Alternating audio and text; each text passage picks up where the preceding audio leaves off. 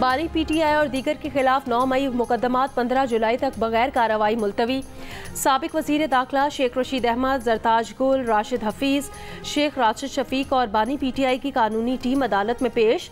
Adiala jail आने वाले मुलजिमान की हाजिरी लगाई गई। 9 मई मुकदमात की समाअत इंसदाद दहशतगर्दी अदालत के जज मलिक एजाज आसिफ ने की। कोई बेवकूफ़ ही समझता होगा बानी पीटीआई को रिहा किया जाएगा। मौजूदा सूरत हाल में बानी पीटीआई को रिहा नहीं किया जाएगा। शेख रशीद की अडयाला जेल के बाहर गुफ्तगू। कहा, आज कोई फर्द जुर्म आयद नहीं हुई। 650 लोगों को धूप में मारा गया। केन्या की फिल्म पाकिस्तान में दोहराई जा सकती है। 30 अगस्त से पहले हिसाब होगा। वज़ीर आज़म के मुशीर राना सनाउल्लाह ने कहा कि बानी पीटीआई कल जेल से बाहर आ सकते हैं, लेकिन हुकूमत की कोशिश होगी कि उन्हें जितनी देर मुमकिन हो अंदर रखा जाए। प्रोग्राम आज शाहजेब खानजादा के साथ में बातचीत। इद्दत केस में बानी पीटीआई और बुशरा बीबी की सजा मौतरी की दरख्वास्त पर फैसला कल सुनाया जाएगा।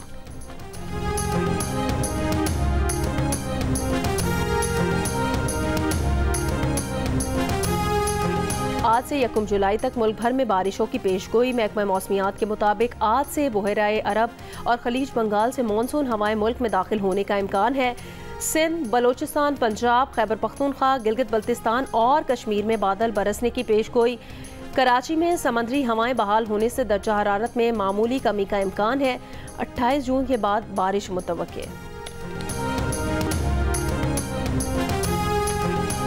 अमरीका का स्वात में हुजूम के तशद्दुद से हलाकत के वाक़े पर इजहार अफसोस। तर्जुमान अमरीकी महकमा ख़ारजा मैथ्यू मिलर ने कहा, मजहबी तौर पर तशद्दुद के वाक़यात पर तशवीश है। मजहबी आज़ादी, इजहार राय की आज़ादी, पुरअमन इज्तिमा के हक़ का एहतराम किया जाए।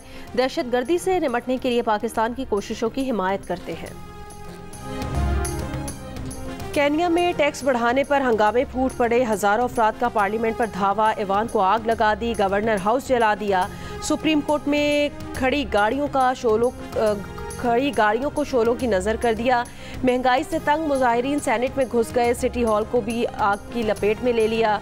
टैक्स बढ़ाने की तजवीज़ देने वाले रुकने पार्लियामेंट की सुपरमार्केट को भी आग लगा दी।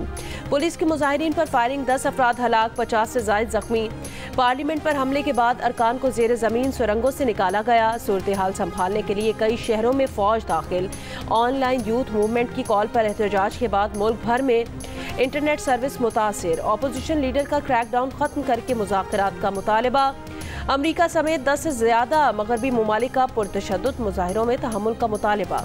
केन्या के सदर ने कहा कि मुल्क में अफरा तफरी फैलाने वालों से कानून के मुताबिक निपटा जाएगा।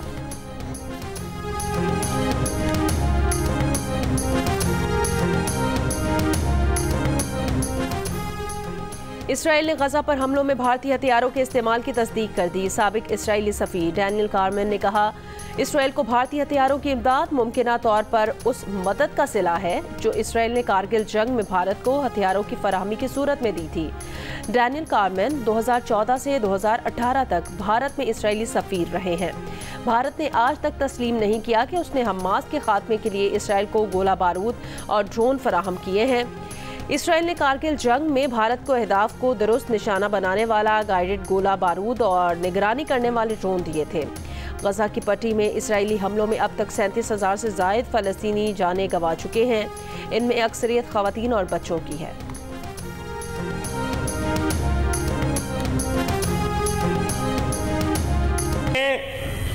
कुर्बानी का गोश्त नमल यूनिवर्सिटी के हॉस्टल में एक डिफरेंटली एबल्ड हिंदू तालिब इल्म को खिलाया। फिर हमने क्या किया, हमने सवाक में नाम निहाद इल्जाम लगाया तौहीन का और मार दिया एक और मुसलमान को। कोई सजाएं नहीं मिल रही उनको।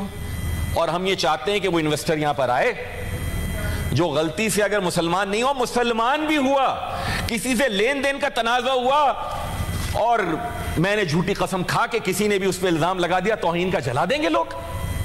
इस तरीके से तो नहीं होगी इन्वेस्टमेंट। मुल्क में सरमायाकारी और मईशत की बहाली के लिए इंतहा पसंदी के वाक़यात रोके जाएं। एमके पाकिस्तान के सेनेटर फैसल सब्जवारी का मुतालबा। सेनेट में खिताब करते हुए कहा कि कोई स्वात में एक मुसलमान को तौहीन मजहब का इल्ज़ाम लगाकर जिंदा चला रहा है। कभी गोजरा, कभी सरगोदा तो कभी कराची में अक़लियतों से इस तरह के नारवा सलूक की खबरें सामने आती हैं।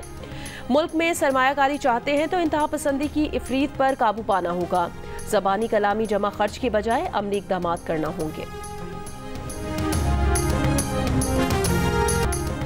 कराची में आज शाम 5 बजे सियासी जमात का कारसाज पर वाटर बोर्ड के दफ्तर पर मुमकिना एहतजाज। ट्रैफिक पुलिस की आवाम से शारा फैसल की बजाय मुतबादिल रूट के इंतखाब की हिदायत। कहा एयरपोर्ट से आने वाले ट्रैफिक को ड्रिग रोड से राशिद मिन्हास रोड मोड़ दिया जाएगा। ट्रैफिक को कारसाज फ्लाईओवर से स्टेडियम रोड की तरफ मोड़ दिया जाएगा। स्टेडियम सिग्नल से ट्रैफिक को न्यू टाउन और मिलेनियम की जानिब मोड़ दिया जाएगा। शारा फैसल अवारी सिग्नल से रोड एयरपोर्ट तक ट्रैफिक के लिए खुला रहेगा।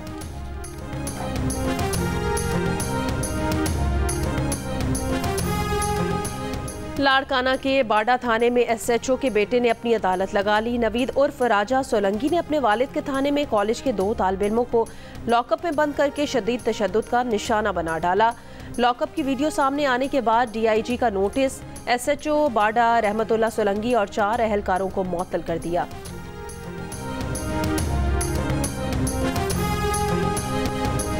कराची के इलाके लियाकताबाद नंबर 6 में गिरने वाली 40 साल पुरानी इमारत को 2020 में मखदूश करार दिया गया था। DG SBCA के मुताबिक 7 वाक़े प्लॉट पर तामीराती काम की खुदाई के दौरान इमारत गिरी। इमारत के साथ वाक़े प्लॉट पर तामीरात न रोकने पर बिल्डिंग इंस्पेक्टर को मुअत्तल कर दिया गया।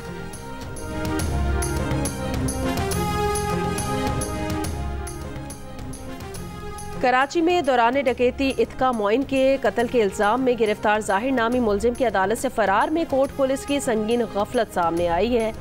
एहलकारों ने मुलजिम को हथकड़ी या जंजीर नहीं बांधी थी। मुलजिम अदालत से वापसी पर कैदियों की वैन में मुंतकिली के दौरान कांस्टेबल इश्तियाक को धक्का देकर फरार हो गया। एहलकारों ने मुलजिम का ताकुब किया लेकिन रश के बायस मुलजिम हाथ न आ सका। मुलजिम के फरार का मुकदमा सिटी कोर्ट थाने में दर्ज। जुडिशल मैजिस्ट्रेट ने मुकदमे में नामजद पुलिस कांस्टेबल इश्तियाक की जमानत मंजूर कर ली। मुलजिम जाहिर को चंद रोज पहले बलूचिस्तान से गिरफ्तार किया गया था। रवां साल कराची में डकैती के दौरान मुज़ाहमत पर 78 अफराद जाँ बहक हो चुके हैं। हुर्रियत कॉन्फ्रेंस का आज भारतीय तशद्दुद का शिकार कश्मीरियों से इजहार एकजहती का ऐलान। हुर्रियत रहनुमा गुलाम मोहम्मद सफ़ी ने कहा जुल्म के खिलाफ इंसानी हुकूक की तंजीमों को मुतवज्जे करेंगे। पाकिस्तानी क़यादत को कश्मीर के मसले पर इकट्ठा करेंगे। भारतीय कब्जे की खात्मे और हक़ खुद इरादियत तक जिदोजहद जारी रहेगी। इसराइली फ़ौज की गजा के रिहायशी इलाकों पर वहशियाना बमबारी। हमास रहनुमा इस्माइल हनिया के घर, अक़वाम मुत्तहिदा इमदादी मराकज़ और बेघर फ़लस्तीनियों की पनाहगाह स्कूल्स को निशाना बनाया गया। हमास रहनुमा इस्माइल हनिया की बहन समेत हनिया ख़ानदान के 10 अफराद शहीद। गुज़श्ता 24 घंटों में मज़ीद 40 से ज़ायद फ़लस्तीनी शहीद हो गए।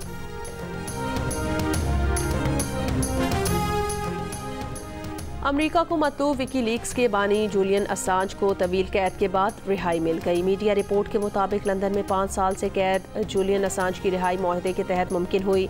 जूलियन असांज एक जुर्म का एतराफ़ करेंगे लेकिन उन्हें सज़ा नहीं दी जाएगी। तवक्को है रिहाई के मुआहदे को आज मारियाना आइलैंड्स की अदालत में हतमी शक्ल दी जाएगी जहां असांज अदालत में पेश होंगे। असांज की पहले ही जेल में काटी मुद्दत सज़ा तसव्वुर होगी।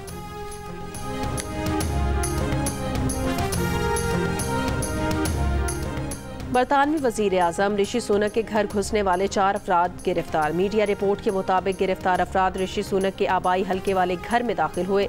गिरफ्तार अफराद की उम्रें 20, 21, 43 और 52 बरस है।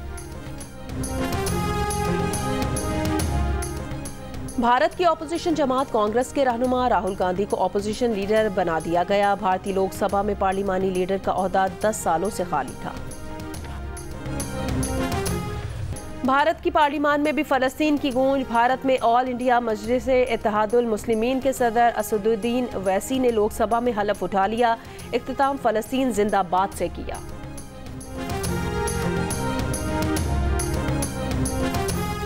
T20 वर्ल्ड कप की सेमीफाइनल लाइनअप मुकम्मल हो गई। जनूबी अफ्रीका और अफगानिस्तान का मैच जुमेरात की सुबह 5:30 बजे शुरू होगा। भारत और इंग्लैंड का मैच कल शाम 7:30 बजे शुरू होगा। और शिमाली कोरिया का मशरकी साहिल से दागा गया हाइपरसोनिक मिसाइल फ़ज़ा में फट गया। मिसाइल दारुल हुकूमत प्योंगयांग के करीब से दागा गया। मिसाइल ने तकरीबन 100 किलोमीटर की बुलंदी और 200 किलोमीटर से ज़्यादा की रेंज तक परवाज़ की।